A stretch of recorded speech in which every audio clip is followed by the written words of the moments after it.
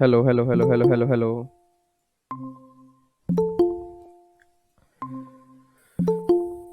Good afternoon जी, good afternoon.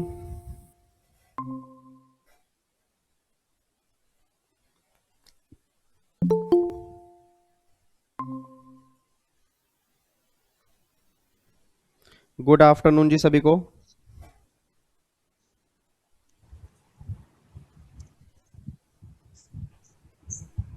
मेरी आवाज आ रही है आप सभी को? Hello hello hello hello hello hello hello. Yes sir. हाँ तो नालायको, गुड आफ्टरनून तो बोलो। Good afternoon sir. हाँ, सर। गुड आफ्टरनून जी।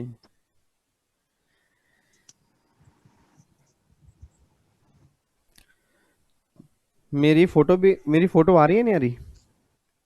आ रही है। आ रही है? नहीं यस सर। सर। नहीं आ रही? आ रही है।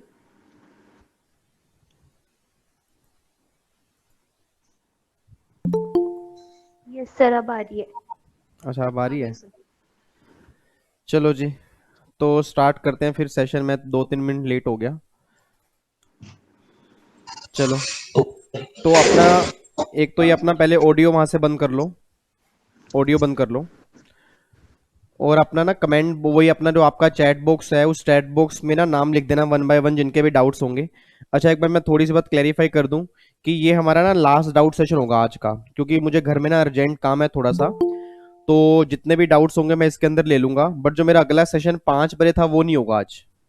ठीक है, तो जो भी आपके डाउट्स पेंडिंग रह जाएंगे तो उसको मैं मंडे या ट्यूसडे में से एक आधा डाउट सेशन अनाउंस कर दूंगा, तो उसके अंदर आप आके कर लेना। बाकी इस सेशन में जो भी आपके डाउट्स आएंगे वो मैं ले लेता हूँ। ठीक है, चलो जी, वन बाय वन एक बार चैट बॉक्स में लिखना स्टार्ट करो किन किन बच्चों के डाउट है, फिर मैं लेने स्टार्ट करता हूँ। किसी के डाउट नहीं है क्या?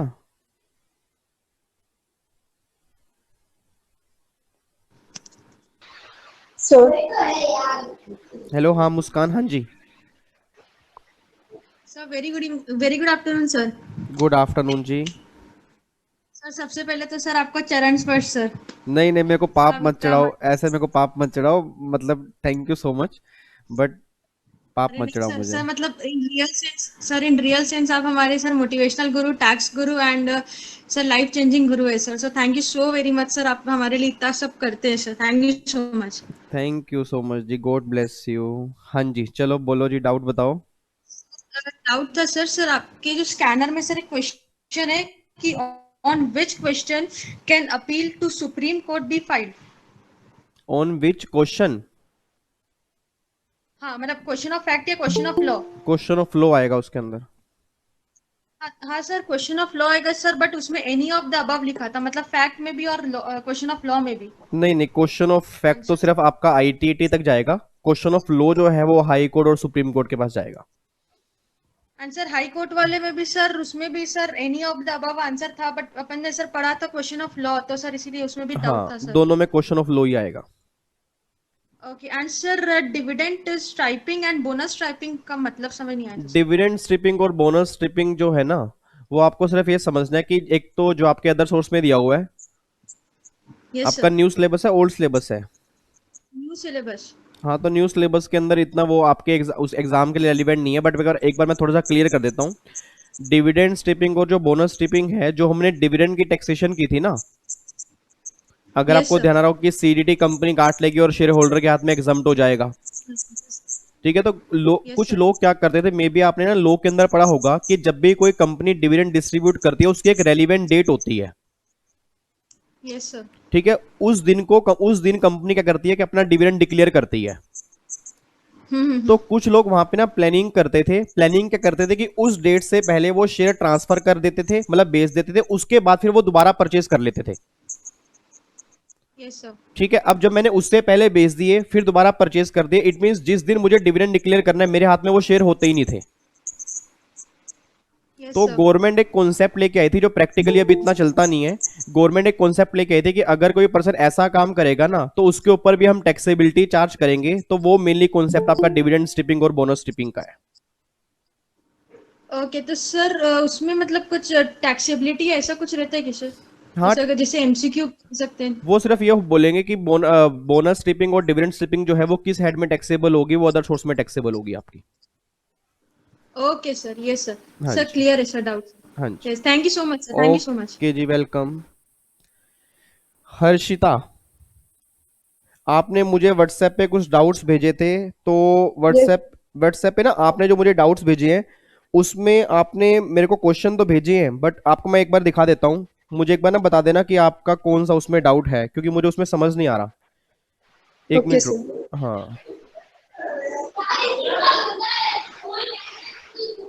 आपको सामने इमेज दिख, पीछे से प्लीज अपनी ऑडियो बंद करो पहले।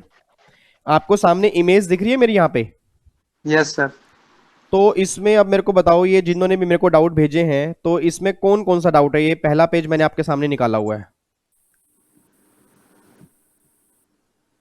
ये हर्षिता, आपने मुझे ये वाली शीट भेजी थी ना? Yes sir. हाँ, तो इसमें क्वेश्चन बताओ मेरे को कौन कौन सा डाउट है। सर 31 ऊपर गया। 31 question, yes yes yes sir. ये वाला। Yes sir. तो इसके अंदर लिखा हुआ है, when the employ perform journey by any mode other than air and the destination is not connected by rail, what amount shall be exempt from tax. ये question हमारे ना सैलरी का है। अगर आपको ध्यान आ रहा हो, सैलरी वाले केस में अगर आप बाय एयर जाते हो तो आपकी इकोनॉमी क्लास एग्जाम्प्ट होती है, बाय रेल जाते हो तो आपकी फर्स्ट क्लास जो होती है वो एग्जाम्प्ट होती है, और अगर बाय बस जाते हो तो जो आपकी वोल्वो बस होती है, जो डिलक्स क्लास बस होती है, उसका जो भी किराया होगा वो एग्जाम्प्ट होगा। तो वो यही बात कहना चाह रहे हैं कि अगर आप एयर मोड से नहीं जा रहे और अगर आप रेल मोड से नहीं जा रहे, तो उस केस में फिर एग्जाम्पशन किसकी मिलेगी? जो डिलक्स क्लास फेयर होगा ना आपके बस का, वो सारा पैसा एग्जाम्प्ट हो जाएगा। Option number D is the correct answer. Sir B नहीं आएगा? Option number D, D. B नहीं आएगा सर? नहीं नहीं, बी तो तब आएगा ना अगर रेल से जा रहे हैं। उसने बोल तो दिया other than air and destination is not connected by rail, मतलब जहां पे आप जा रहे हो वो रेल से कनेक्टेड ही नहीं है ना। तो जब रेल से कनेक्टेड ही नहीं है तो रेल वाला फेयर तो एग्जाम्प्ट हो ही नहीं सकता।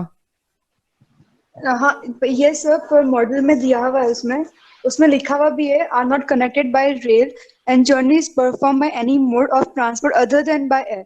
तो इसमें दो दिए हुए उसके सब पॉइंट्स, रिकॉग्नाइज्ड और नॉन रिकॉग्नाइज्ड। रिकॉग्नाइज और नो रिकॉग्नाइज्ड पब्लिक ट्रांसपोर्ट। नहीं नहीं, देखो अगर आप एयर से नहीं जा रहे और डेस्टिनेशन जो है वो रेल से कनेक्टेड नहीं है, तो इट मींस आप अपनी बाय बस से ट्रेवल करोगे या अपनी गाड़ी से ट्रेवल करोगे ना। यस। तो उस केस में अगर आप एलटीसी का प्रोविजन चेक करोगे सेक्शन 10(5) का, उसमें यही लिखा हुआ है। सेक्शन 10(5) में आप उसका ना लो चेक करो, जो आपका 10(5) का लो है, उस लो में 3 क्लोज दिए हुए हैं। तीसरे क्लोज में लिखा हुआ है कि अगर एयर के अलावा है और डेस्टिनेशन रेल से कनेक्टेड नहीं है, तो उस केस में जो आपकी डिलक्स क्लास या फर्स्ट क्लास बस जो होगी वो एग्जाम्प्ट हो जाएगी। Okay sir. हाँ जी, तो ऑप्शन नंबर डी इसका आंसर आएगा। Okay sir. हाँ, दूसरा क्वेश्चन कौन सा आपका?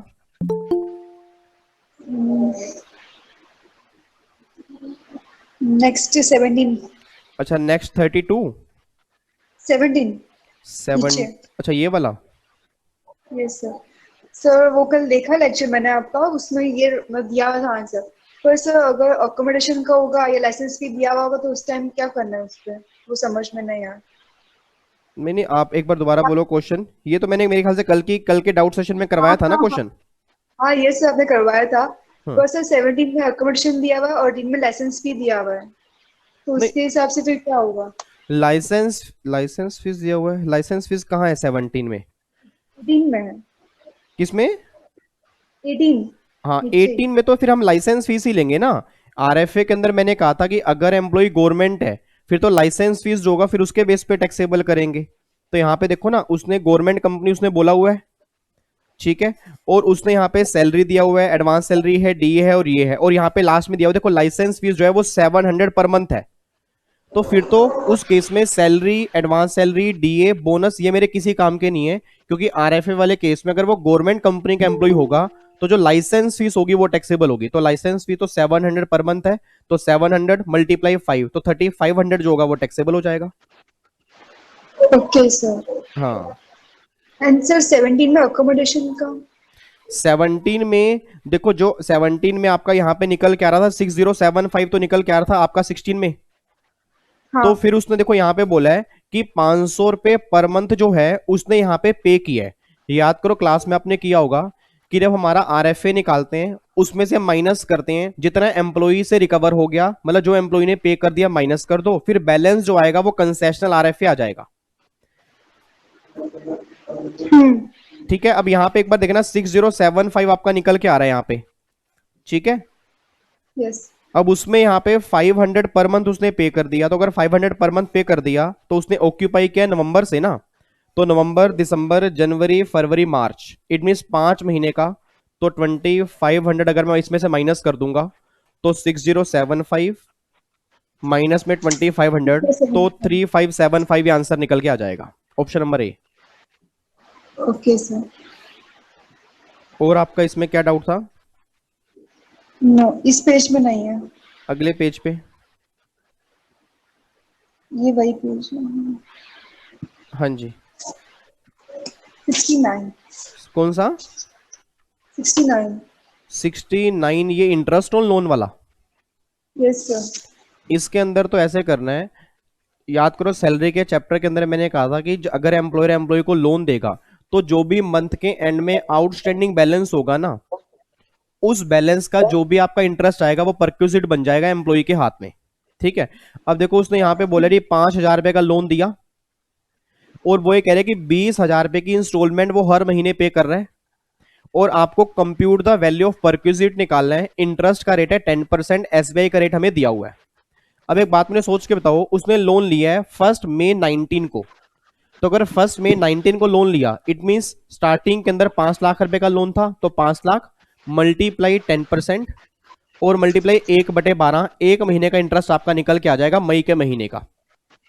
उसके बाद अगले महीने का जब इंटरेस्ट निकालोगे ना, तो अगले महीने कैसे निकालोगे? 20,000 रुपए की उसने पेमेंट कर दी है, तो अगले महीने 4,80,000 रुपए का लोन रह गया, उसका 10% फिर 1/12, ये आपके जून के महीने का आ जाएगा। ऐसे फिर जुलाई में कितना होगा? 4,60,000, उसका 10% 1/12, वो जुलाई के महीने का। तो ऐसे जुलाई अगस्त सितंबर अक्टूबर नवंबर दिसंबर जनवरी फरवरी मार्च, हर महीने 20-20 हजार रुपए की इंस्टॉलमेंट कम करते करते हर महीने का इंटरेस्ट निकाल लो, और अगर वो सारे इंटरेस्ट को टोटल करोगे ना तो आपका ये आंसर निकल के आ जाएगा। मेरे ख्याल से इसका आंसर बी होगा, अगर आपने देखा होगा ना इसका आंसर शायद बी होगा।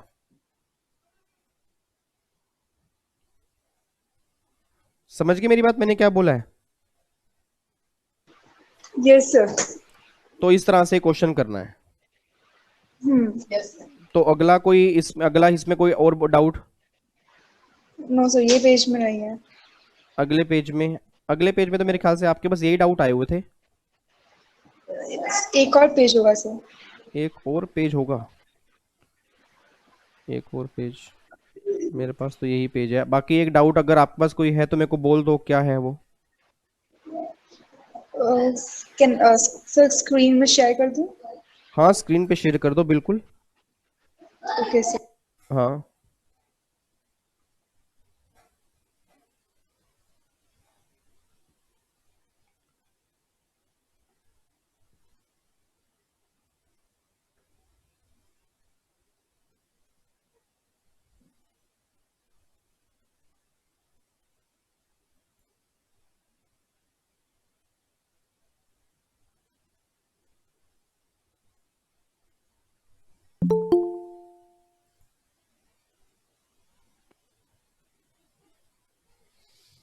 कहाँ पे आपका डाउट?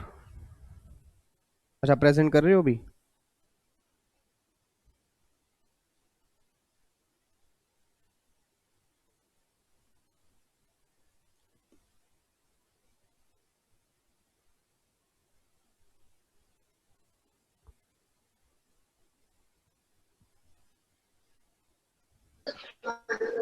सर किया। क्या चीज? Sir it is visible. अब विजिबल, एक बार दोबारा इसको ना थोड़ा मेरे ख्याल से इसको मोल्ड कर दो एक बार दोबारा से इस साइड। 1 second sir. रोटेट कर दो इस साइड, हाँ। Yes yes, now fine.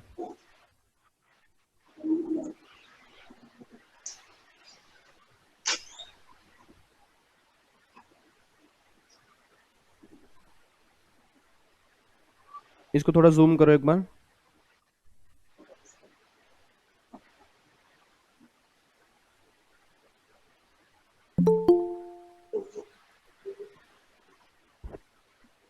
हाँ अब ठीक है, बट पूरा नहीं आ Is रहा it वो। visible, sir? हाँ विजिबल तो है, आप ना इधर करते रहना, क्योंकि अभी पूरी आपकी ना पूरा मतलब क्लियर नहीं आ रहा, हाफ पोर्शन आ रहा है इसका। तो मैं एक बार पढ़ लेता हूँ क्वेश्चन क्या है। Okay, sir. Mister R own a house, the municipal value of the house, इधर करो, इज ₹50,000, ठीक है। He spend 8,000 as local taxes during the previous year, ठीक है। He use his house for the residential purpose but let out half of the house at the rate 3,000 per month, ठीक है। Compute the annual value of the house. तो आपका जो यहाँ पे आपका जो एनुअल रेंट है वो 3,000 पर मंथ है ना। Yes, sir. आपका एनुअल रेंट 3,000 पर मंथ है ना। Yes, sir. हाँ तो एनुअल रेंट अगर 3,000 पर मंथ है तो 36,000 आपकी पूरी वैल्यू आ गई, और म्युनिसिपल वैल्यू आपको दी हुई है 50,000। हाँ हाँ तो अगर म्युनिसिपल वैल्यू 50,000 है, इन दोनों में से हायर जो बनेगा तो 50,000 बन जाएगा। हाँ उसके बाद फिर म्युनिसिपल टैक्स आपके दिए हुए हैं, म्युनिसिपल टैक्स कितने हैं आपके? 8,000. 8,000. हाँ म्युनिसिपल टैक्स आपके 8,000 है। तो म्युनिसिपल टैक्स आपके 8,000 जो होंगे वो इसमें से माइनस हो जाएंगे। इन्होंने 72,000 जो ये निकाल रखा है ना एनुअल हाँ. रेंट, ये 70, Yes, sir. हाँ ये 72,000 एनुअल रेंट नहीं आएगा, क्योंकि हाफ पोर्शन तो सेल्फ ऑक्यूपाइड है ना, हाँ. हाफ लेट आउट है। हम्म. तो 36,000 के बेस पे कैलकुलेशन होगी ये। So ये wrong है ना यहाँ पर? हाँ यस, हाँ बस यही पूछना था. हाँ जी, Okay, sir. ओके जी। चलो और बताओ जी, और किसका डाउट है यहाँ पे? आकांक्षा,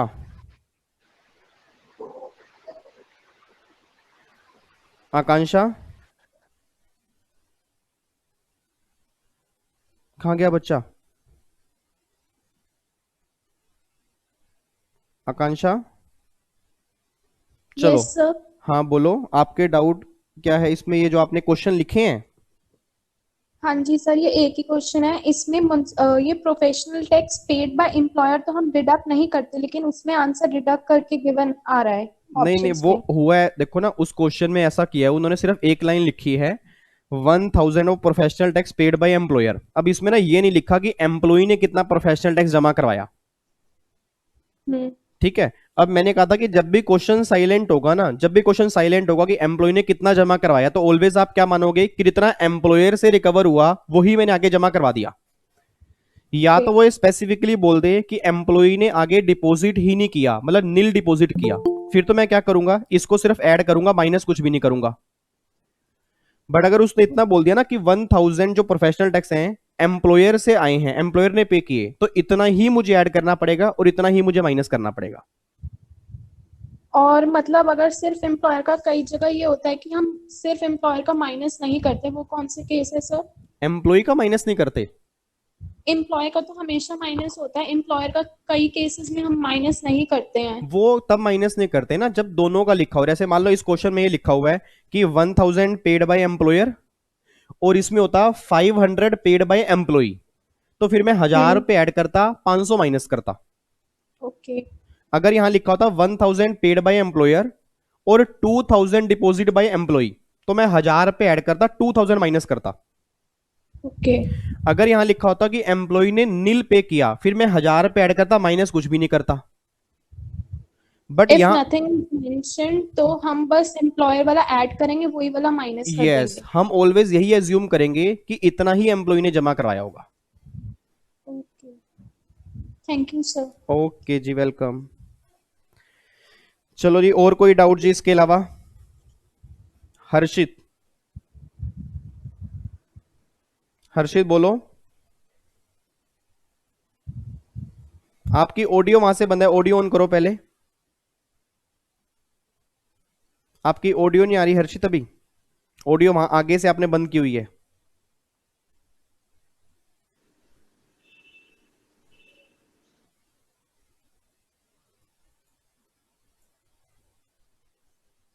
चलो, इतने हर्षित एक बार दोबारा से एग्जिट करके फिर दोबारा। सर खुल गए। हाँ हो गया, चलो। हाँ जी हर्षित बोलो।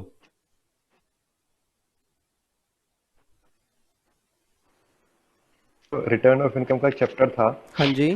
जो सेक्शन 139 सब सेक्शन 1 होता है, हाँ जी। उसमें सर 6th प्रोविजन में अमेंडमेंट हुआ था। हम्म। तो उसमें ये था कि सब चीज़ें देखनी है, बस अब आपको कैपिटल गेन की भी एग्जाम्पशंस देखने के बाद पता लगाना है कि लिमिट से बाहर है तो देना है, मतलब रिटर्न फाइल करनी है और नहीं करनी है। और पहले एक चीज़ और लिखी थी इसमें, सेक्शन 10 सब सेक्शन 38 की एग्जाम्पशन थी। तो सर मेरा क्वेश्चन ये है कि 10 सब सेक्शन 38 की एग्जाम्पशन अभी भी कंसिडर करनी है या वो ओमिट हो चुकी है? नहीं नहीं, वो तो खत्म हो चुका है ना, क्योंकि जब 1038 डिलीट हो गया, जब सेक्शन 1038 ही खत्म हो चुका है तो वो प्रोविजन भी वहां पे कवर नहीं होगा, सिर्फ 54 ही आएगा। अच्छा, और सर एक डाउट और था, रेजिडेंशियल स्टेटस की चैप्टर में दो टर्म्स बहुत यूज होती हैं, एक तो poem place of effective management और दूसरी है कंट्रोल एंड मैनेजमेंट। सर इन दोनों में बड़ा कंफ्यूजन रहता है। दोनों में कंफ्यूजन कहीं भी नहीं है। कंट्रोल एंड मैनेजमेंट जो है वो आप यूज करते हो एचयूएफ वाले केस में, फर्म वाले केस में, एओपी वाले केस में, बीओआई वाले केस में। और पोयम कॉन्सेप्ट जो है वो तो यूज सिर्फ कंपनी वाले केस में होता है। और कंपनी भी कौन सी है? Foreign company. और फॉरेन कंपनी भी कौन सी? जिसकी टर्नओवर 50 करोड़ से ऊपर है, ठीक है ना, क्योंकि 50 करोड़ तक अगर फॉरेन कंपनी है फिर तो ऑलवेज एनआर बनती है। इंडियन कंपनी हमेशा रेजिडेंट बनती है। बट अगर फॉरेन कंपनी की टर्नओवर 50 करोड़ से ज्यादा है तो उस केस में गवर्नमेंट बोलती है कि पोयम अगर इंडिया में है तो रेजिडेंट है, और अगर पोयम इंडिया से बाहर है तो वो एनआर बन जाएगी। अब ये पोयम की गाइडलाइंस जो है ना वो आपको देखनी पड़ेंगी कि पोयम की गाइडलाइंस कैसी है, ठीक है। तो मेनली आपको बस ध्यान रखना है कि पोयम की गाइडलाइंस में, हाँ तो वो ना मैंने पूरा लेक्चर बल्कि यूट्यूब पे भी डाला हुआ है डिटेल में, पोयम वाला 2-2.5 घंटे का है। तो उसमें आप पोयम की ना पूरी गाइडलाइंस आप देख लेना, उसके बेस पे सारे क्वेश्चन होंगे फॉरेन कंपनी के। और जो कंट्रोल मैनेजमेंट की देखा है बात पूरा। कर रहे हो, जो कंट्रोल मैनेजमेंट की बात कर रहे हो वो कंपनी वाले केस में चेक ही नहीं करना आप, वो तो सिर्फ फर्म वाले केस में, एओपी बीओआई वाले केस में और एचयूएफ वाले केस में, इस केस में चेक करना है कंट्रोल मैनेजमेंट। और सर मतलब कि दोनों का मतलब वैसे मतलब भी सेम है दोनों टर्म्स का? नहीं नहीं नहीं नहीं, अगर दोनों का मतलब सेम होता नालायक तो पहले कंपनी वाले केस में कंट्रोल और मैनेजमेंट ही वर्ड था। कंट्रोल और मैनेजमेंट का मतलब पता है क्या होता है? कि आपकी मीटिंग्स कहां पे हो रही है, नॉर्मली बस ये मतलब होता है। अब होता क्या था कि कंपनी पहले काफी सारी प्लानिंग कर जाती थी। वो क्या करती थी? सारी मीटिंग करती थी इंडिया में, एक मीटिंग करती थी बाहर और वो एनआर बन जाती थी। तो तभी तो गवर्नमेंट ने कॉन्सेप्ट निकाला भाई कंपनी वाले केस में हम कंट्रोल मैनेजमेंट चेक नहीं करेंगे, हम place of effective management check करेंगे।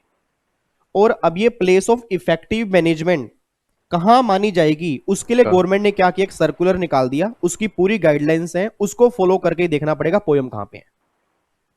तो दोनों के अंदर फर्क है, ठीक है ना। कंट्रोल कॉन्सेप्ट एक अलग है, पोयम कॉन्सेप्ट एक अलग है। ठीक है ठीक है, थैंक यू। ओके जी। हाँ जी, और किसी का डाउट जी? हाँ जी। Hello sir. हेलो, कौन? हेलो सर, मैं साकेत। हाँ साकेत बोलो। सर अगर ये हाउस प्रॉपर्टी के टाइम पे वो म्युनिसिपल टैक्सेस अगर टेनेंट ने पहले दे दिया फिर सब्सिक्वेंटली ओनर रीइंबर्स करता है तो उसे ऐड करना पड़ेगा क्या? मतलब डिडक्ट करना पड़ेगा? उसे माइनस करना पड़ेगा ना, क्योंकि बर्डन तो वो ओनर के ऊपर ही आ गया ना। ओके। तो अगर मतलब हाँ, डायरेक्टली पे नहीं करता फिर भी डिडक्ट करना पड़ता है ना? बिल्कुल मतलब बिल्कुल, अगर बर्डन ओनर के ऊपर है, अगर बोर्न बाय ओनर है तो माइनस होगा। ओके। सर और एक डाउट था सर, वो अनरियलाइज्ड रेंट तो 70% पर टैक्सेबल होता है, लेकिन सर वो वेकेंसी रेंट वाला पॉइंट मुझे कुछ डाउट लगता है। वेकेंट रहता है ना बोला? वेकेंट वाला रेंट कौन सा मतलब? नहीं सर, वो हाउस प्रॉपर्टी वेकेंट रहते हैं ना उस टाइम पे क्या ट्रीटमेंट करता है करना है? प्रॉपर्टी वेकेंट रहती है उस टाइम पे तो, इस टाइम पे तो ये होता है ना, जैसे मान लो हाँ मैंने कोई प्रॉपर्टी रेंट पे दी, उ- हाँ। उसमें अगर मान लो 4 महीने प्रॉपर्टी वो वेकेंट रही, तो गवर्नमेंट ये ओके। बात कहती है कि तुम रेंट निकालो 8 महीने का, जितने महीने का रेंट मिला है। हम्म। अब जो जितने महीने का तुम्हें रेंट मिला वो तुम्हारा एक्चुअल रेंट आ गया। हाँ, actual rent received. Expected rent तुमने पहले ही निकाला हुआ है। तो इस एक्चुअल रेंट को एक्सपेक्टेड रेंट से कंपेयर कर लो, और हाँ। अगर तुम्हारा एक्चुअल रेंट कम आ रहा है एक्सपेक्टेड रेंट से, किस रीजन की वजह से, कि वैकेंसी की वजह से, कि जो 4 महीने प्रॉपर्टी खाली थी ना, अगर वो हाँ। प्रॉपर्टी खाली ना होती तो मेरा एक्चुअल तो रेंट ज्यादा- ज्यादा आ जाता, बट प्रॉपर्टी खाली होने की वजह से एक्चुअल रेंट मेरा कम आ रहा है। ओके। तो गवर्नमेंट कहती है उस केस में फिर जो आपका एक्चुअल रेंट होगा ना वो आपका जीएवी बन जाएगा। तो आपको ना उस केस में बस ये देखना पड़ता है कि जो एआर कम आ रहा है वो कहीं वैकेंसी की वजह से तो नहीं है। अगर वैकेंसी की वजह से है देन तो एआर जीएवी बनेगा, नहीं तो फिर आपका ईआर जीएवी बनेगा। Okay sir, thank you. Okay जी, और बताओ जी, किसी का डाउट? श्वेता, आपने क्वेश्चन लिखा है? Yes sir. हाँ, आपने मुझे वो क्वेश्चन भेजे थे ना, जी सर। तो मैं उसमें से वैसे मैंने एक क्वेश्चन तो कल सोल्व करवा दिया था वैसे। हाँ वो मैंने देखा था कल। ठीक है, बाकी एक बार मैं क्वेश्चन दिखा देता हूँ। जितने बच्चे बैठे हैं एक बार यहाँ पे ध्यान देना, मे भी आपके भी डाउट हो सकते हैं। ये वाले क्वेश्चन आपने मुझे अभी भेजे थे, जी सर। ये भेजे थे ना आपने? यस। ठीक है, आपको स्क्रीन दिख रही है सामने लिखी हुई? Yes sir. ठीक है, तो एक बार मैं क्वेश्चन रीड कर रहा हूँ, और जितने बच्चे भी बैठे हैं ना एक बार इसका आंसर निकालने की कोशिश करना, ध्यान रखना, क्योंकि आपके एग्जाम में ऐसे ऐसे क्वेश्चन बनते हैं। पहला क्वेश्चन तो वैसे मैंने कल के सेशन में ही करवा दिया था, तो इसको मैं दोबारा नहीं करवा रहा, या दोबारा Yes, करवाऊं? sir. नहीं। अच्छा ठीक है, सेकंड एक बार देख लो। सेकंड क्वेश्चन क्या है? Mister P acquire a building for 15 lakh in June 16 in addition to cost of land. The building of rupees 3 lakh. It was used for the personal purpose until he commenced business in June 17. And since then it was used for purpose eligible depreciation. It means इसके अंदर उसने क्या बोला है कि 15 लाख रुपए की building है, 3 लाख रुपए की इसके अलावा लैंड है, और आप सब जानते हो जो प्लॉट ऑफ लैंड होती है ना उस पर कोई भी डेप्रिसिएशन मिलता नहीं है। इसको मैं यहां से काट रहा हूं। अब अगर 15 लाख रुपए की बिल्डिंग है तो मे बी आपने क्लास में पढ़ा होगा कि बिल्डिंग का रेट ऑफ डेप्रिसिएशन जो है वो 10% होता है और मशीन का 15% होता है।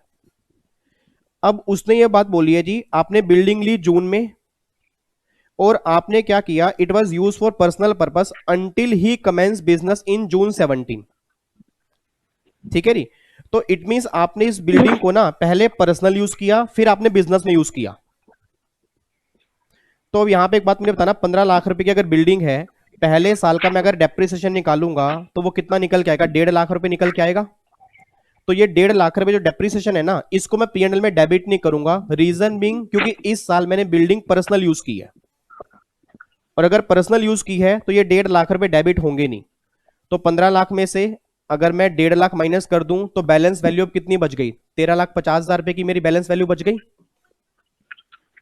फिर अगले साल 10% आएगा डेप्रिसिएशन, और 13,50,000 रुपए का 10% कितना आएगा? 1,35,000 आएगा। 1,35,000 आएगा। यस। बोलो हाँ। यस। Yes sir. आपको मेरी बातें समझ में आ भी रही हैं या वैसे आके बैठ गए हो? यस सर, मैं बुक में भी कैलकुलेट कर रही थी ना इसलिए। अच्छा अच्छा, नहीं बाकी बच्चे को समझ आ रही है ना बातें? समझ आ रही है। ठीक है ठीक है, चलो मैं एक बार दोबारा से बताता हूँ। अब देखो 13,50,000 का है, अब यहाँ पे 10% आएगा तो 1,35,000। तो अगर मैं 1,35,000 माइनस करूंगा तो 13,50,000 माइनस में 1,35,000, तो ये रह गया 12,15,000 रुपए की मेरी WDV रह गई। ठीक है, अब आपने बोला कि डेप्रीसिएशन कितना आएगा। अब देखो अगर मुझे डेप्रीसिएशन निकालना है तो मेरी WDV बची है 2 साल के बाद 12,15,000। इसका अगर मैं 10% निकालूंगा ना तो डेप्रीसिएशन जो मेरा बनेगा वो बनेगा 1,21,500। तो जो ये क्वेश्चन आपने मुझे भेजा है, ये क्वेश्चन है वैसे आपके एग्जाम में भी आ चुका है, ये हमने स्टूडेंट दरबार के अंदर किया भी था। मैं एक बार दोबारा रिपीट कर रहा हूं, इस क्वेश्चन में ना एक बार आप दोबारा चेक कर लेना। 2 साल बिल्डिंग पर्सनल यूज की है, अगर 2 साल बिल्डिंग पर्सनल यूज की है तो उस केस में 2 साल का डेप्रिसिएशन आपको नहीं मिलेगा क्योंकि पर्सनल यूज थी। 2 साल के बाद की जो वैल्यू होगी वो कितनी बची? 12,15,000 रुपए। इस साल का डेप्रिसिएशन मुझे मिलेगा क्योंकि अब ये बिल्डिंग मैंने बिजनेस में यूज करना स्टार्ट कर दी। तो अगर 12,15,000 का 10% निकालूंगा तो डेप्रिसिएशन जो निकल के आएगा ना वो 1,21,500, ये इसका आंसर आएगा। ठीक है, ओके सर। अगला क्वेश्चन जो आपने मुझे भेजा है, आपने बोला कि WDV है ब्लॉक की प्लांट एंड मशीनरी रेट 15% है, WDV आपने बोली है 3,20,000। फिर आपने बोला second hand plant and machinery 50,000 रुपए की एक्वायर की है 1 सितंबर 18 को, बट उसको पुट टू यूज किया 1 नवंबर 18 को। During January 19 part of the block was sold 2 lakh रुपए का, आपको डेप्रिसिएशन बताना है। अब एक बात मुझे बताओ, यहां पे आपकी ओपनिंग WDV 3,20,000 है, इसमें आपने 50,000 रुपए की एक मशीन परचेज कर ली, तो 50,000 मैंने ऐड कर दिए। और फिर आपने बोला जी पार्ट ऑफ द ब्लॉक बेच दिया। पार्ट ऑफ द ब्लॉक का मतलब क्या है, याद करो क्लास के अंदर मैंने कहा था कि पिक्चर अभी बाकी है या पिक्चर खत्म हो चुकी है। पिक्चर बाकी का मतलब क्या है कि अगर आपने ब्लॉक में से कुछ एसेट बेची है तो उसको बेचने के बाद भी ना ब्लॉक अभी एग्जिस्ट करता है, और अगर ब्लॉक में जितनी भी एसेट्स हैं वो सारी बेच दी हैं फिर तो पिक्चर ही खत्म हो चुकी है। तो उसने इस क्वेश्चन के अंदर क्या बोला कि आपने सारी एसेट नहीं बेची, आपने पार्ट बेची है। अब इसमें से अगर मैं 2 लाख रुपए माइनस कर दूं तो 3,20,000 रुपए की ओपनिंग WDV थी, 50,000 रुपए की एक एसेट परचेज की, माइनस में 2 लाख, तो 1,70,000 रुपए की बैलेंस वैल्यू बच गई। अब उसने हमसे ना WDV नहीं मांगी, वो कह रहा है डेप्रिसिएशन कितना आएगा। अब सोच के बोला जो ये 170 की वैल्यू बची है ना, इसके मैं 2 टुकड़े करूंगा।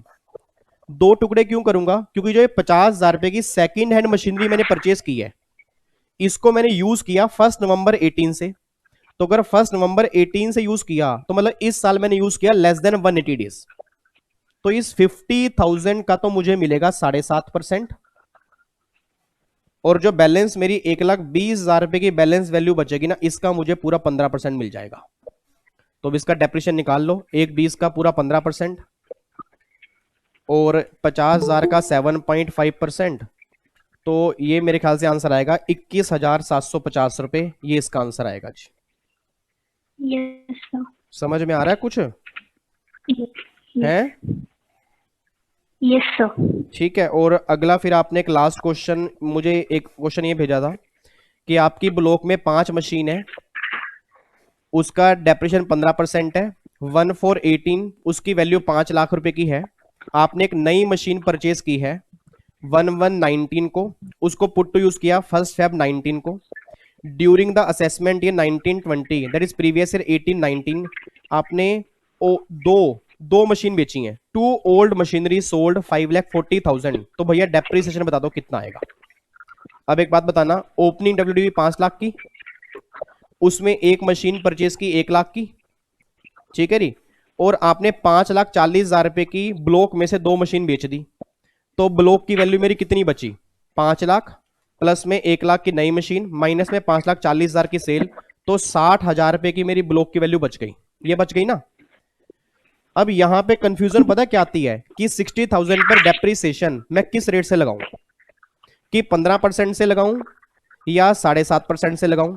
अब ये डाउट क्यों आएगा, क्योंकि जो 1 लाख रुपए की नई मशीन परचेज की है ना, वो आपने यूज की है 1 Feb 19 को, और 1 Feb 19 का मतलब क्या है, 1 Feb 19 से 31 मार्च 19 तक, मतलब लेस देन 180 डेज हो गए। तो गवर्नमेंट ये बात कहती है कि जो ये 60,000 रुपए की वैल्यू बची ना, इसको हम मानेंगे ये नई मशीन की वैल्यू है। तो इस 60,000 रुपए का 7.5% जो होगा वो आपका डेप्रिसिएशन आएगा। तो 60,000 का अगर मैं 7.5% निकालूंगा तो ये 4,500 रुपए इसका आंसर आएगा जी।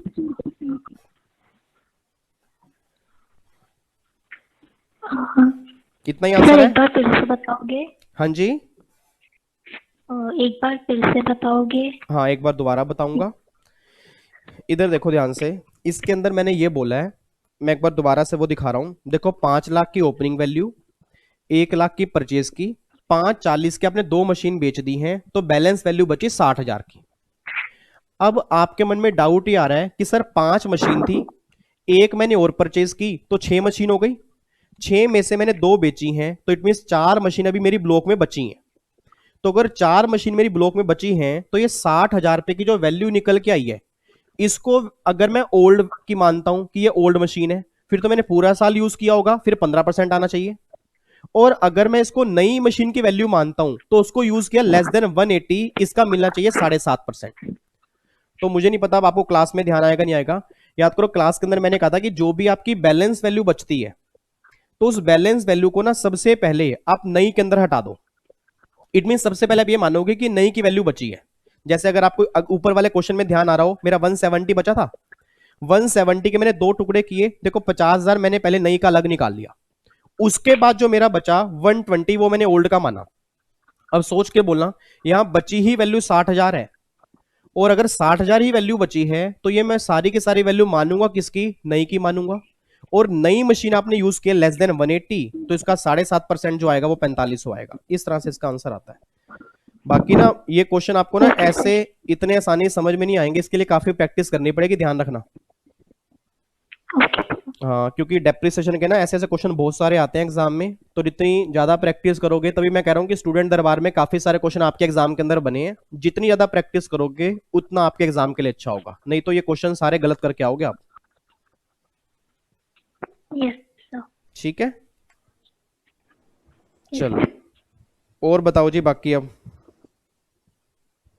सर ये जो मैंने अभी क्वेश्चन भेजा है, हाँ जी, short term capital gain 2 lakh given है, long term capital gain 3 lakh given है, कहाँ तो पे? इस केस में हाँ, लॉन्ग टर्म कैपिटल गेन। एक सेकेंड रुको, तो क्वेश्चन देखने दो नालायक। हाँ ओके, हाँ, short term capital gain 2 lakh given है, long term capital gain 3 lakh given है, अदर इनकम नील है। हाँ जी, अब बताओ। तो इस केस में 2 लाख पे तो 15% लग जाएगा, ठीक और है, long term capital gain 2,50,000 exam हो जाएगा, उस पर 20% लगेगा। हाँ जी, और सर रिबेट भी मिलेगा ना? रिबेट, टोटल 40,000 होगा। हाँ 3 और 2 5 लाख टोटल इनकम है ना।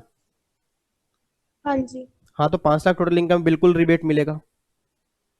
और फिर ये आ गया तो सेट किया 4%, तो 28,600 आंसर आ रहा है, बट जो मतलब एमसीक्यू में आंसर्स गिवन है ना, उसमें 36,400 आ रहा था, तो कंफ्यूजन हो गया। नहीं, जो आपने निकाला, गलती या वो। जो आपने निकाला है सही है बिल्कुल, ओके ये आंसर सही है, 28,600 यही आंसर आएगा। ओके। हाँ ठीक है जी, और बताओ। तन्वी, तन्वी आपका डाउट है? अच्छा नहीं, चलो और बताओ जी। हर्षित, हाँ जी, आकांक्षा। सर एक क्वेश्चन और था, एक मतलब इनहैंस Yes, sir. कंपनसेशन से रिलेटेड था। किससे रिलेटेड था? बायबैक्स, एक बायबैक का है, एक कंपनसेशन का है। हाँ बोलो। एक कंपनी थी, अनलिस्टेड कंपनी थी, उसने बायबैक किए 1000 shares, face value 10 rupees per share, जो इशू हुए थे 1 अप्रैल 2016 को हम्म from its shareholders on 15/3/2020 for 60 rupees per share। अच्छा, इसमें कैपिटल गेन निकालना था, और बायबैक का क्वेश्चन है, अनलिस्टेड कंपनी है। कैपिटल गेन तो आएगा ही नहीं, आंसर नहीं लाएगा, क्योंकि अब जितने भी, चाहे वो लिस्टेड हो चाहे वो अनलिस्टेड हो, शेयर होल्डर के हाथ में कोई ट्रीटमेंट नहीं होगा। ओके। हाँ, क्योंकि अब मे बी, अगर आप, मुझे नहीं पता अमेंडमेंट क्लास आपने देखी है नहीं देखी, क्योंकि बायबैक वाले केस में अमेंडमेंट आ चुकी है, चाहे वो लिस्टेड शेयर का बायबैक हो चाहे वो अनलिस्टेड का बायबैक हो, कंपनी ही टैक्स पे करेगी। अब शेयर होल्डर टैक्स पे नहीं करेंगे, शेयर होल्डर के हाथ में सारा एग्जाम्प्ट होगा। Okay sir, one more doubt I have. हाँ जी,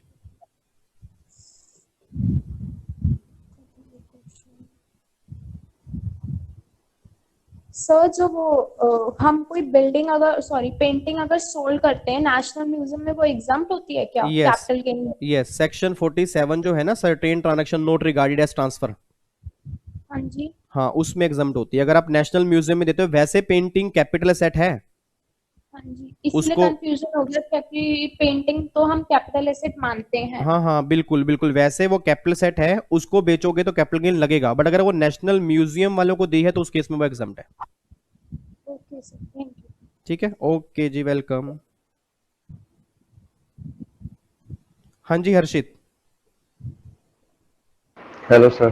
हाँ जी, सर एक डाउट था, मैं आपकी बुक से क्वेश्चन कर रहा था रेजिडेंशियल स्टेटस का। उसमें क्वेश्चन नंबर 9 था, मैं पढ़ के बताऊं sir?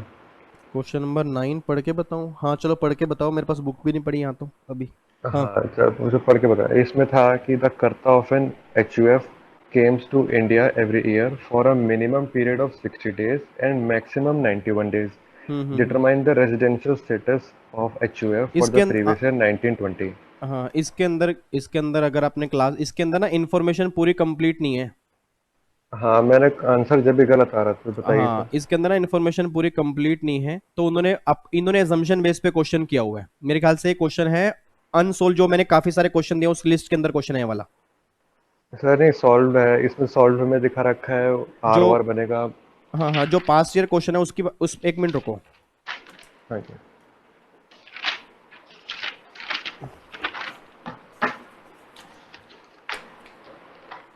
Page number 74।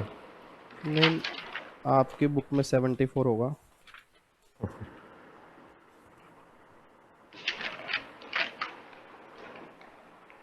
Question number कौन सा है? क्वेश्चन नंबर 9 है सर। Question number 9। हाँ, 9। इसमें इंफॉर्मेशन पूरी कंप्लीट नहीं है अभी। अच्छा। यही कह रहे हो ना कि 60 टू 90 डेज वाला? हाँ, हाँ 91 हाँ हाँ डेज भी है, 60 डेज भी है। हाँ हाँ हाँ, इन्होंने 90 के बेस पे देख रखा है। मैंने भी करा था 91 डेज के हिसाब से, तो मेरा तो 364 डेज आ रहा था, मेरा तो एनआर बन रहा था। हाँ, तो वही वहां पे ना, वही मैं कह रहा हूँ कि इन्होंने उसके बेस पे कर रखा है। वहां पे 90 डेज नहीं आएगा, वहां पे 60 टू 100 कर लेना, और मैक्सिमम फिर हमें 100 दिन लेके चलने हैं। मैक्सिमम 100 दे, मैक्सिमम 100 लेके चलना है। और इसका आंसर बनेगा RNOR, R N O R. क्योंकि पिछले 7 साल में अच्छा, 700 आर दिन एन हो ओ आर। जाएगा ना। हाँ हाँ हाँ, 700 होंगे वो, 730 से तो कम ही होंगे। हाँ अच्छा, मतलब कि सर जो भी ऐसे क्वेश्चन है तो उसमें अजम्पशन लेने के मैक्सिमम डेज के हिसाब से ही हम कैलकुलेट करें। हाँ, अगर ऐसा क्वेश्चन आए, बट ये आपके एग्जाम का क्वेश्चन नहीं है, ये आपके एग्जाम में नहीं आया हुआ। और सर जो पोएम वाला कॉन्सेप्ट मैंने करा था उसके न्यूमेरिकल्स भी मैंने करे हम्म। बुक से, तो मैंने कर लिए सारे, लेकिन सर मतलब कि इससे ज़्यादा भी टफ आ सकते हैं question.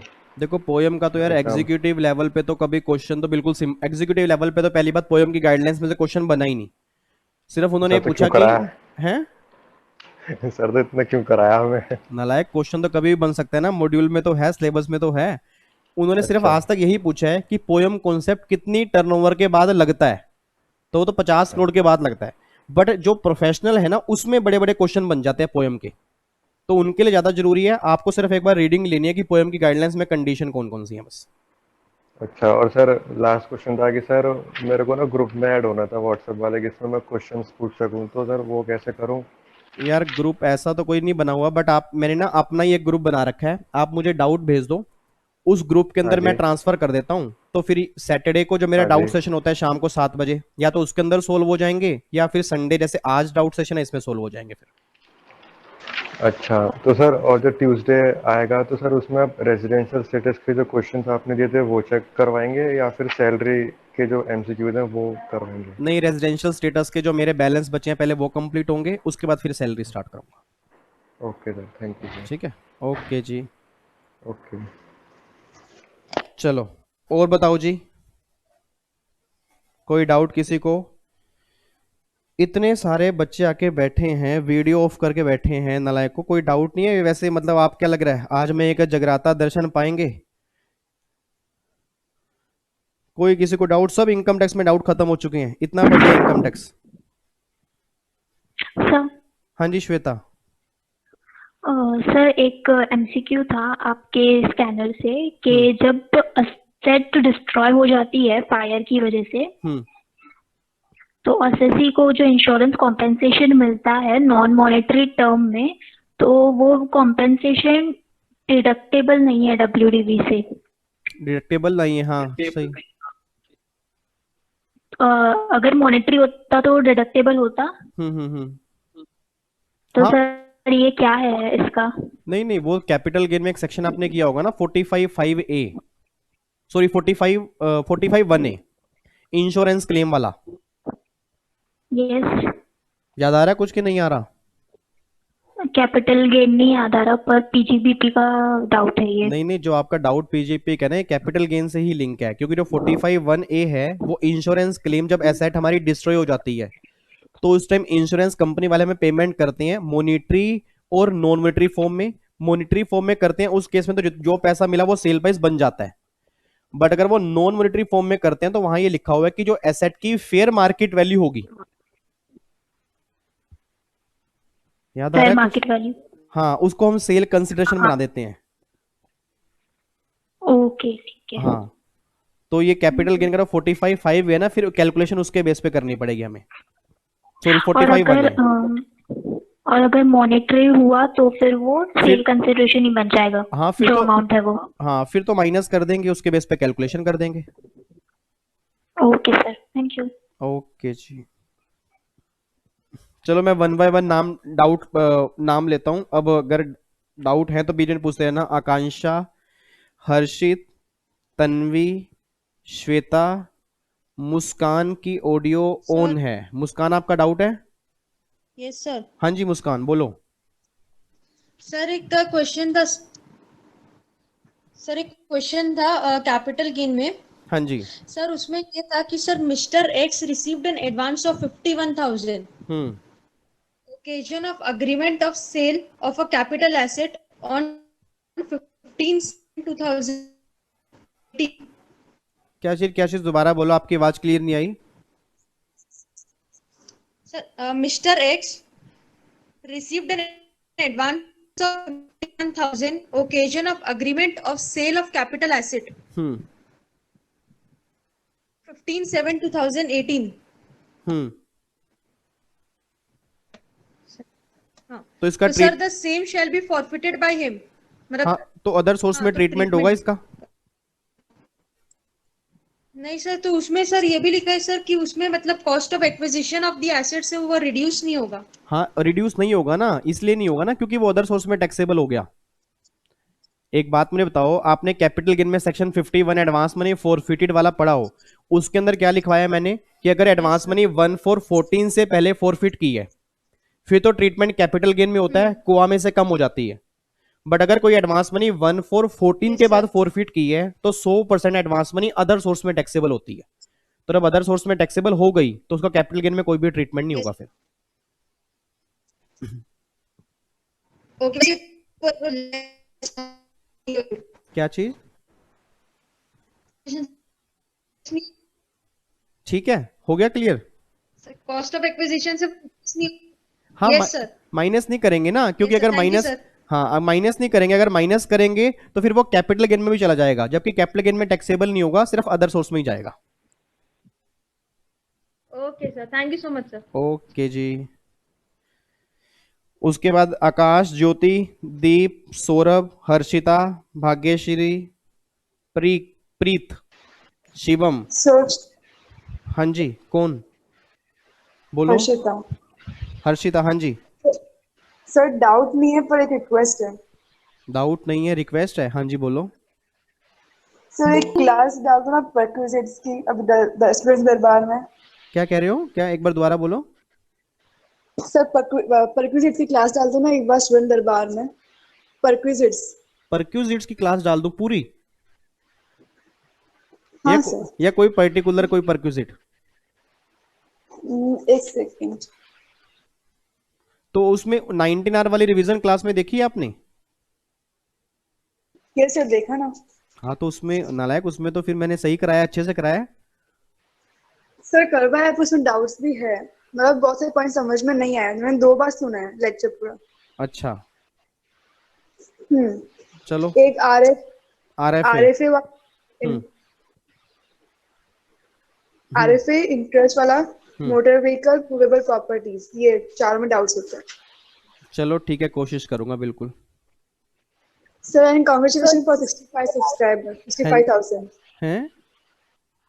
Sir congrats for 65,000 subscribers. अच्छा नहीं, ये तो आपको कॉन्ग्रेचुलेशन होना चाहिए ना, आप मेरी फैमिली हो बिल्कुल, ये तो आप सभी को कॉन्ग्रेचुलेशन है, आपकी वजह से हुआ है सब कुछ, मैंने तो कुछ नहीं किया। आप इतना अच्छा बढ़ाते हो ना सर, वो तो नहीं था।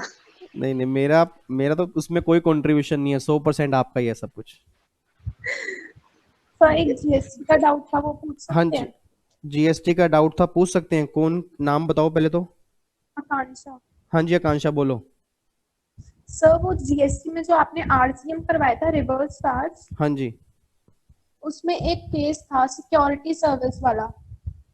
उसमें एक केस था सिक्योरिटी सर्विस वाला, उसमें आपने सलमान खान और शेरा का एग्जाम्पल भी लिया था। हाँ जी, उसमें थोड़ा सा डाउट हो रहा है, वो क्लियर नहीं हो रहा। उसमें रजिस्टर्ड पर्सन जीएसटी पे करेगा, इस केस में जो आपने एग्जांपल दिया था उसके अकॉर्डिंगली कौन पे करेगा? सलमान खान पे करेगा।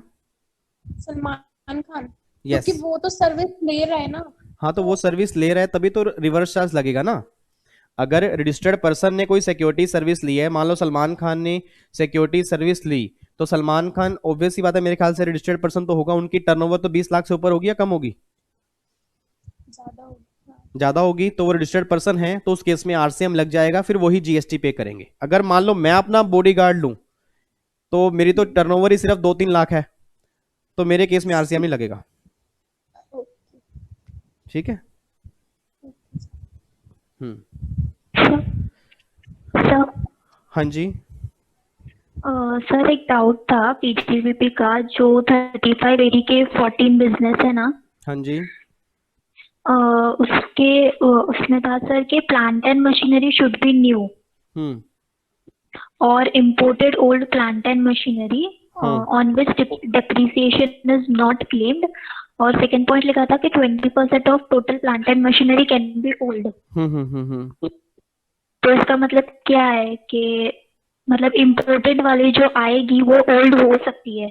ओल्ड हो सकती है बट 20% तक, बस उससे ज्यादा ओल्ड नहीं होनी चाहिए। और इसके ऊपर डेप्रिसिएशन भी क्लेम नहीं होना चाहिए, ऐसी होनी चाहिए। यस यस यस, मतलब आपने अभी तक कोई पीएनएल में कुछ चीजें डेबिट ना की हो। और सर सेकेंड पॉइंट था कि if SSC is in the business of laying cross country pipeline, हाँ जी। Then some portion of pipeline should be made available for the use of other on common carrier basis. इसका मतलब क्या है common carrier basis? Career का मतलब होता है कि स्टोरेज, ट्रांसपोर्टेशन। जैसे जब अब देखो ये पाइपलाइन जब भी बनती है ना, ये कॉन्सेप्ट लाए हैं बाहर से। आपको बताओ आज मुंबई में पाइपलाइन बननी स्टार्ट हो चुकी है इसकी ना, पाइप आप ये जो आपकी पेट्रोलियम है, पेट्रोलियम क्रूड जो है, रिलायंस कंपनी इसकी पाइपलाइन बननी स्टार्ट कर दी है। अब ये पाइपलाइन जो भी होती है ना, इसमें स्टोरेज की फैसिलिटी भी होती है और ट्रांसपोर्टेशन की फैसिलिटी भी होती है। तो गवर्नमेंट ये बात कहती है उसमें सारी फैसिलिटी जो है ना अगर कंटेन करेंगी तब 35 AD मिलेगा, नहीं तो नहीं मिलेगा आपको। Okay sir, thank you. Okay जी, वेलकम। हाँ जी, हर्षित बोलो। हाँ जी सर, एक डाउट नहीं है, रिक्वेस्ट है। हाँ बोलो। सर जैसे आपने डिडक्शंस की इतनी बढ़िया रिवीजन क्लास डाली थी, सब अच्छे से हो गया एकदम रिवाइज, सर क्या आप ऐसे कैपिटल गेन चैप्टर के डाल सकते हो? क्योंकि नालायक, वो capital gain का रिवीजन तो क्लास नहीं थी, पूरा बैच की क्लास थी वो। ओह, हाँ तो सर कैपिटल गेन का कुछ कर दो। कैपिटल गेन का भी याद नहीं आ रहा सर कसम से कुछ नहीं पता। वो यार, अब उसके अंदर ये थोड़ा कि मैं पूरा बैच डाल दूंगा अब। सर जो मेन है टेक्निकल है वही डाल दो। एज तो मेन टेक्निकल तो मैंने स्टूडेंट दरबार के अंदर करवाए हैं, 4 सेक्शन जो इंपॉर्टेंट थे। बस वही समझ में आया, उसके अलावा कुछ नहीं आता सर। हाँ तो चैप्टर छोड़ दिया पूरा। अब एक बात बताओ, 100 लेक्चर पूरे हैं कि 100 लेक्चर आप क्या चाहते हो मैं यूट्यूब पे डाल दूं? नहीं सोनी, मैं तो एक ही बात कह रहा हूँ सर, सॉरी। तो कैपिटल गेन के कम से कम 12 से 15 लेक्चर हैं। कोई कम से अगर कम चलो 6 डाल दो सर। कोई अगर पर्टिकुलर डाउट है वो मुझसे पूछ लो, वो कोशिश करूंगा क्लियर कर दूंगा, बट ऐसे मत बोलो यार, बच्चे की जान मत लो कि हाँ भाई कह दो कि सर सारा कैपिटल गेन ही डाल दो। सर जो क्लास मन करे वो डाल दो कैपिटल गेन की। ठीक है जी, चलो ठीक है, बट पर्टिकुलर अगर डाउट है तो बता दो, वो मैं क्लियर कर दूंगा स्टूडेंट दरबार में, ऐसा कुछ नहीं है। सर कोई अगर पूरे इनकम टैक्स में डाउट ही पूरा कैपिटल गेन है। अच्छा, हाँ बस उसके अलावा मैंने सब कर लिया सर। यही प्रॉब्लम होती है। देखो अब आप में से कई बच्चे ऐसे होंगे जिनको पीजीबी में डाउट होगा। PGBP, capital gain, other source, ये 3 चैप्टर ऐसे हैं जब बच्चा क्लास लगाता है उस टाइम ध्यान नहीं देता, उसको लगता है कि यार ये कर लेंगे कोई बड़ी बात नहीं है।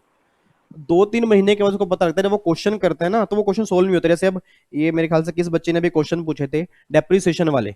अब ये डेप्रीसिएशन वाले क्वेश्चन जो है ना, ये एक बार से आपको लगेगा आपको समझ में आ गए, बट जब तक आप इसकी बार बार प्रैक्टिस नहीं करोगे ना, तो मैं सही बता रहा हूं आप ये क्वेश्चन सही करके आ ही नहीं सकते, क्योंकि इसमें इतनी सारी वैरायटीज होती हैं, वो कॉन्सेप्ट समझने पड़ते हैं। ठीक है, बाकी मैं कोशिश करूंगा जो भी इंपॉर्टेंट सेक्शन है उसको मैं रिवीजन एक बार करवा दूं। Thank you so much sir. Okay जी। Sir doubt. हाँ जी बोलो। सर मुस्कान है। हाँ हाँ मुस्कान बोलो। सर गुस्से में क्यों सर बोल वो रहे हो? मैंने डाउट कुछ कहा है आपको? नहीं अच्छा, सर जीएसटी में डाउट था। हाँ जीएसटी में बोलो। हाँ सर, अपन ने सिर्फ कॉम्पोजिशन स्कीम वाले चैप्टर में पढ़ा था सर कि जो मैन्युफैक्चर करते हैं सर आइसक्रीम या पान मसाला या टोबैको प्रोडक्ट्स, तो सर वो लोग कॉम्पोजिशन स्कीम जो है वो अवेल नहीं कर सकते। तो सर अभी सर अमेंडमेंट आया है सर एरिएटेड वाटर वाला। हाँ जी। तो सर हाँ, तो सर एरिएटेड वाटर अगर जो मतलब उसके बिजनेस में जो वो मतलब जो मैन्युफैक्चर करेगा कुछ होगा तो सर वो फिर ले सकते हैं कि नहीं? नहीं, वो भी नहीं ले सकते ना। अब चार चीजें बाहर निकाल दी, पत्ती मतलब पत्ती को बाहर निकाल दिया, हम्म। ठीक है। तो पान मसाला, एरिएटेड वाटर और आइसक्रीम और टबैको, इन चारों के अलावा कॉम्पोजिट स्कीम ले सकते हो। इन चारों वाला केस में कॉम्पोजिट स्कीम आपके लिए नहीं है। सर वो आपकी बुक में सर लास्ट में सर एरिएटेड वाटर नहीं था, इसीलिए सर कंफर्म करना था। हाँ, तो वो मैंने अमेंडमेंट क्लास में डाला ना अभी, इसलिए। हाँ ठीक है ठीक है, sir, thank you so much sir. Okay yes sir. जी, वेलकम। और बताओ जी। दीप सर, 1 लाख सब्सक्राइबर होने पे पार्टी देना। हाँ बिल्कुल, पार्टी दे देना, कोई प्रॉब्लम नहीं है। नालायक, 1 लाख तो आपके सब्सक्राइबर होंगे ना, तो पार्टी तो आप मुझे दोगे, मैं क्यों दूंगा? बताओ, बच्चा कह रहा है आप पार्टी देना। चलो, और कोई डाउट है जी फिर? अच्छा ध्यान रखना, इसके बाद ना आज फिर मेरा डाउट सेशन नहीं होगा, ठीक है। उसके बाद मैं मंडे या ट्यूसडे को आपको बता दूंगा कि जो भी आपके डाउट्स होंगे वो मैं ले लूंगा, और नेक्स्ट संडे तो होगा ही होगा, और सैटरडे को भी होगा। तो इट मीन सैटरडे तक। और अपना ऐसा काम किया करो कि मंडे से फ्राइडे जितना भी आप पढ़ो ना, उसके डाउट्स अपने पास मुझे भेज दो। या तो वो सैटरडे को सोल्व हो जाएंगे, नहीं तो मैं संडे यहाँ पे आऊंगा तो अपना 1 बाय 1 अपना डाउट लेते रहो। बट मैं आपको यही बोलूंगा, डाउट्स डेली बेस पे ले लिया करो, क्योंकि अगर डाउट्स नहीं लोगे तो यही डाउट्स आपके एग्जाम में आएंगे। अच्छा, एक बच्चा कह रहा है कि मेरा भी डाउट देख लो। आपका डाउट क्या है?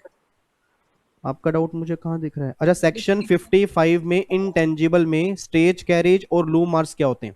स्टेज कैरेज का मतलब तो ये होता है जो आपके रूट परमिट होते हैं ना, आपने कई बार देखा होगा, जो भी रास्ते में गाड़ियां चलती हैं उसमें लिखा होता है कि दिल्ली से जयपुर या ऑल इंडिया रूट परमिट।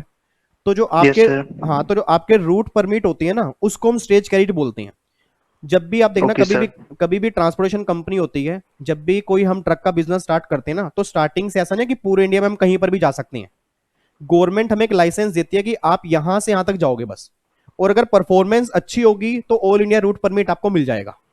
तो इसको हम बोलते हैं स्टेज कैरियर। लूम आर्स का मतलब क्या होता है? जो हैंडलूम इंडस्ट्री होती है उसमें जो मशीनरी लगी होती है। देखो नाम से पता लग रहा है, लूम का मतलब हैंडलूम, और आर्स का मतलब ना किसी घंटे से नहीं है। आर्स का मतलब मशीन, मतलब हैंडलूम को बनाने वाली मशीन। तो जब भी कभी बड़ी बड़ी इंडस्ट्री होती है तो वहां पे मशीन लगाने से पहले ना गवर्नमेंट से परमिशन लेनी पड़ती है, भाई मैं कितने लूमार्स यहां लगा सकता हूं, ठीक है जी। और अगर अच्छा काम करोगे तो आपको लूमार्स हम और भी अलाउड कर देंगे लगाने के लिए, इसको लूमार्स बोलते हैं। Okay sir, thank you. Okay जी। एक बच्चा कह रहा है where can I get MCQs of direct tax? Sir अपना एक्सपर्ट बनो की वेबसाइट के ऊपर मेरे हैं, और टेलीग्राम चैनल के ऊपर भी है। टोटल 20 सेट मैंने बना के डाल दी हैं। बहुत जल्दी 1 या 2 दिन के अंदर कस्टम का भी एक सेट बना के डाल दूंगा, उसमें 50 या 100 एमसीक्यूज होंगे, वो भी कंप्लीट कर लेना। तो ये एमसीक्यूज और जो स्टूडेंट दरबार में एमसीक्यूज है, अगर इसको भी आपने 3 बार कंप्लीट कर लिया ना, गारंटी दे रहा हूं, कहीं पर भी लिख लो 80 मार्क्स आपके आए हुए हैं, प्रोवाइडेड जो आपके 21 सेट मैंने डाले हैं, और जो स्टूडेंट दरबार में आईसीएसआई के पिछले 5 साल के एमसीक्यूज हैं। 3 बार कह रहा हूं मैं, 3 बार, नालायक को सुन लेना, 3 बार। क्योंकि प्रॉब्लम पता है आपकी सबसे बड़ी क्या है? कि आप एक बार करोगे, दूसरी बार दूसरी बुक करोगे, तीसरी बार तीसरी बुक करोगे, चौथी बार 5वीं बुक करोगे, फिर और पूछोगे और कौन सी बुक लूं, तो उससे कंफ्यूजन क्रिएट होती है, ठीक है ना। एक ही बुक को अगर 4 से 5 बार पढ़ोगे ना, अपना रिजल्ट देख लेना, वो अटेम्प्ट आपका लास्ट अटेम्प्ट होगा। इतना मुझे पता है, मेरा एक्सपीरियंस ये बात कहता है, मैंने भी ऐसे ही काम किया है कि अगर एक बुक को 3 से 4 बार कर लोगे, उस टाइम रिजल्ट देख लेना आपके कितने अच्छे मार्क्स आएंगे, ठीक है। तो उसके अच्छे से मेहनत करते रहो बस। हाँ जी, ठीक है। और कोई डाउट तो नहीं है? हेलो। हेलो, हाँ जी। हाँ सर, डाउट नहीं था, पूछना था। वो फुल वीडियो आने वाला था ना, वो कौन सा फुल जो वीडियो? 55 पेज। हाँ, शाम को 7 बजे आएगा ना आज। अच्छा हाँ सर, वो डिविडेंड के सिर्फ भले पूरा वीडियो नहीं डालना, सिर्फ प्रोविजन ही डाल देना। कोई बात नहीं, बना के डाल दूंगा। और कोई और सेवा? सर हम नहीं नहीं सर, मतलब जैसे पहले हमने प्रिपरेशन में एक मोटिव से हमने पढ़ाई की थी ना सर, वो आ ही नहीं रहा है अभी। मतलब ऐसे मतलब लग ही नहीं रहा है कि हम पढ़ रहे हैं अच्छे से, या वो मोटिव ही नहीं आ रहा है मन देखो में अंदर। वो ना मैं आपकी बात समझ सकता हूँ, क्योंकि प्रॉब्लम क्या है कि जब एक चीज डिले हो जाती है ना तो कई बार पढ़ने का मन नहीं करता, बट वो ना मोटिवेशन आपको बनाना पड़ेगा। अब एक बात खुद बताओ, जैसे आपके एग्जाम अब अगस्त में है, अब अगर मैं ये सोच के बैठ जाऊं कि यार ये अगस्त में तो होंगे नहीं, दिसंबर में होंगे, तो मुझे क्या जरूरत पड़ी अभी इसे डाउट सेशन लेने की?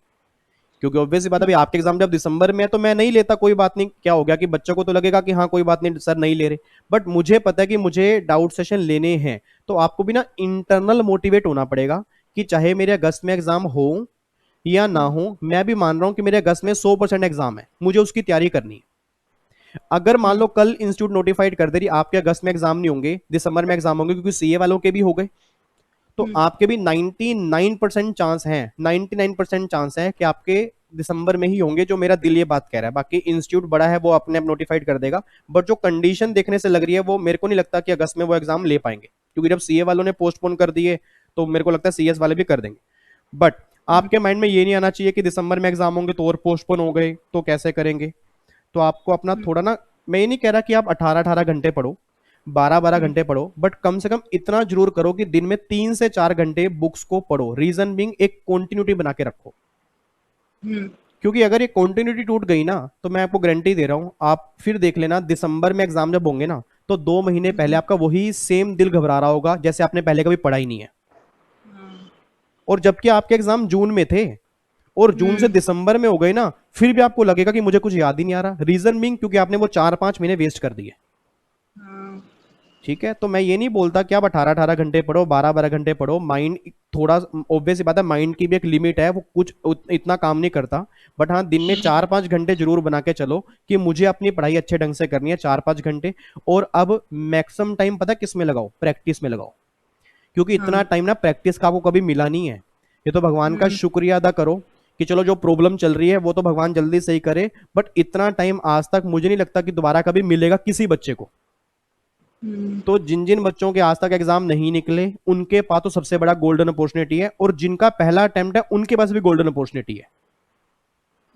और अभी ना कुछ बच्चे वेस्ट कर रहे हैं, मुझे पता है, उनको नहीं पता उनका नुकसान वो कितना होगा। क्योंकि जब इतने सारे बच्चे एग्जाम देंगे तो इंस्टीट्यूट रिजल्ट मेंटेन करके ही चलेगा। वो ये नहीं है कि 40% रिजल्ट निकाल देगा, रिजल्ट तो वो 15% ही निकालेगा ना। तो 15% का मतलब क्या है? जब ये जून वाला बच्चा भी दिसंबर में जाएगा, दिसंबर वाला बच्चा भी दिसंबर में एग्जाम देगा, तो इतना सारा बच्चा अगर दिसंबर में एग्जाम देगा तो आप खुद समझ सकते हो कि लेवल क्या हो सकता है एग्जाम का। Yes sir. और वो कैसे डिफीट होगा? जिसने प्रैक्टिस अच्छे ढंग से की होगी। जिसने प्रैक्टिस सही ढंग से नहीं की होगी, जो इस हवा के अंदर घूम रहा होगा कि भैया दिसंबर तक कौन सा कोरोना खत्म हो रहा है, तो दिसंबर में नहीं होगा, ये नहीं होगा, वो नहीं होगा, तो फिर आप जितने मर्जी आप थॉट्स लेके आ जाओ, फिर तो कभी कुछ नहीं कर सकते। तो मेन ये है कि आपको अपनी कंटिन्यूटी बना के चलनी है, अपना हार्डवर्क करके चलो, प्रैक्टिस करके चलो, इंप्रूव करो अपने आप को कि हाँ भाई देखो आप बस इतना टाइम है आपको। जैसे एक बच्चा कहता है मेरे को पीजीपी समझ में नहीं आ रहा, एक कहता है मेरे को कैपिटल गेन नहीं आ रहा, एक बच्चे ने बोला मेरे को मैथ के प्रोविजन नहीं आ रहे, तो भी तो टाइम पड़ा है ना जी। तो उस पे टाइम लगाओ, उसको भी इंप्रूव करो कि भैया मेरा एक नंबर भी नहीं कटना चाहिए। इट मींस अभी तक तो अगर मेरे जून में एग्जाम हो जाते तो एक्सक्यूज दे देता कि पीजीबीपी नहीं किया तो मेरे 15 नंबर नहीं आए। अब जून से दिसंबर में एग्जाम हो गए, भगवान ने 6 महीने और दे दिए, तो आप फिर एक्सक्यूज दोगे ना कि मैंने पीजीपी नहीं किया, तो समझने वाला समझ जाएगा कि भैया फिर तो कभी एग्जाम निकाल ही नहीं सकता। क्योंकि जब आपने 6 महीने में एक चैप्टर नहीं किया जो आपको पता है कि आपको नहीं आता, तो आप फिर करोगे क्या? इट मींस आपने फिर जो जितना टाइम लगाया वो उसी में ही टाइम लगाया जो आपको आता है। तो ये जो टाइम दिया है ये उसमें लगाओ जो आपकी वीकनेस है, जिससे आप डरते हो, ये उस चीज का टाइम है, उसको इंप्रूव करो। बाकी सब लोग जो कर रहे हैं करने दो। आपको पता है कि भैया मुझे रैंक लेने का मौका मिला है, मुझे हर पेपर में एग्जामिनेशन लेने का मौका मिला है, मुझे अपने रिज्यूम सुधारने का मौका मिला है। क्योंकि जब रिज्यूम जाएगा ना कंपनी वालों के पास, वो देखेंगे कि हाँ भाई इस बच्चे के हर पेपर में एग्जामिनेशन है, इतने % मार्क्स हैं, तो रिज्यूम सुधारने का मौका मिला आपको बड़ी बड़ी कंपनी में ट्रेनिंग लेने का मौका मिला। क्यों? वो रिज्यूम के बेस पे ही जाएगा। तो कभी ये मत सोचो कि सर मेरा तो ये चौथा अटेम्प्ट है, या मेरा दूसरा है, या मेरा 5वां है। छोड़ो उसको जो चला गया, बट जो ये अब अटेम्प्ट है इसमें इतने बढ़िया मार्क्स लेके आ जाओ कि पिछले अटेम्प्ट भूल ही जाए देखने वाला। हाँ तो वो इम्प्रूव करो ना आप। तो काफी देखो, पॉजिटिव देखोगे तो पॉजिटिव मिलेगा, नेगेटिव हाँ देखोगे तो हमेशा नेगेटिव ही मिलेगा, और 90% आपको नेगेटिव ही लोग करेंगे। 10% लोग ऐसे होंगे दुनिया में गिने चुने जो हमेशा पॉजिटिव बात करेंगे। तो मैं तो ये बात कहता हूँ, नेगेटिव हर जगह होता है, उसमें ही पॉजिटिव देखा करो कि इस टाइम पॉजिटिव मैं क्या कर सकता हूँ बस। हाँ ठीक है ना, क्योंकि देखो सर फ्लैट में रहते हैं ना, तो नीचे और सामने से बहुत जनों को हुआ है ना, तो उसके कारण थोड़ा नेगेटिविटी आ देखो जाती है। आप मानोगे नहीं, मतलब जहां मैं रह रहा हूँ ना, मतलब मैं इंदिरापुरम में रहता हूँ, मेरे साथ वाले फ्लैट में, मेरे निचले वाले हाँ फ्लोर में, मेरे ऊपर वाले फ्लोर में, ये पूरी हमारी बिल्डिंग सील की हुई है और सब क्वारंटाइन है। बट अगर मैं ये सोच के बैठ जाऊं कि यार मुझे भी हो सकता है, कि मैं हाँ डरता रहूं अंदर से, तो देखो जो चीज कुदरत ने लिखी है, हाँ भगवान ना करे किसी को हो, बट जो चीज कुदरत ने लिखी है उसके चक्कर में हम काम करना ही बंद कर दें तो फिर हमारी भी गलती है ना। मैं हाँ अपनी सेफ्टी रख सकता हूं, बाहर जाऊंगा मास्क के साथ जाऊंगा, सैनिटाइजर लेके हाँ जाऊंगा, जितना मैं प्रिकॉशन कर सकता हूं वो करूंगा, बट मैं काम करना थोड़ा बंद कर दूंगा। हाँ ठीक है ना, तो बस यही बोलूंगा कि हमेशा थोड़ा सा मोटिवेशन अपने अंदर से ही लेके आओ। मोटिवेशन कहीं बाहर नहीं है, आपके अंदर ये बहुत सारी चीजें हैं। मैं कहता हूं 99 चीजें ऐसी होंगी जो आपको डीमोटिवेट करेंगी, बट एक चीज कहीं ना कहीं आसपास ऐसी होगी जिसके लिए आपको करना पड़ेगा, उसके लिए करना स्टार्ट कर दो बस। हाँ ये सफलता के रहस्य से भी चल रहे हैं मोटिव होके अभी तक। थैंक यू सो मच इसके लिए, बहुत थैंक बहुत यू, शुक्रिया सर।